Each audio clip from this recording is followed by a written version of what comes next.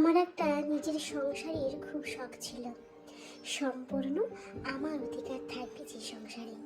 যদি কখনো মাঝরাতের ঝুম বৃষ্টিতে ইচ্ছে করে খিচুড়ি খেতে, তবে বিনা দ্বিধায় যা করা যাবে। কিংবা কোনো সন্ধ্যাবেলায় যদি ইচ্ছে করে ফুচকা খেতে, তা যেন বানিয়ে খেতে পারি, কোনো কর্ফিউ দেওয়া ছাড়া। যেখানে কখনো হিসেব দিতে হবে না যে চিনি কেন মাসের আগে শেষ হয়ে গেল, তেল কেন বেশি খরচ করি।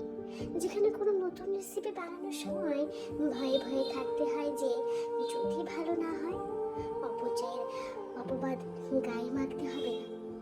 যে সংসারে ইচ্ছে মতো মেহমানদারি করা যাবে, মেহমানদের সাথে হেসে কথা বলা নিয়ে কৈফিয়ত দিতে হবে না।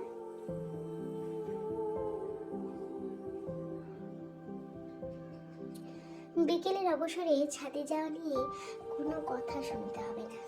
কিংবা কোনোদিন জ্যোৎস্না রাতে খুব মন কেমন করা নিয়ে ঘুমোতে যেতে হবে না। সকালের ঘুম দেরিতে ভাঙলে কিংবা দুপুরের ঘুম সময় মতো না ভাঙলে ভয়ে ভয়ে থাকতে হবে না।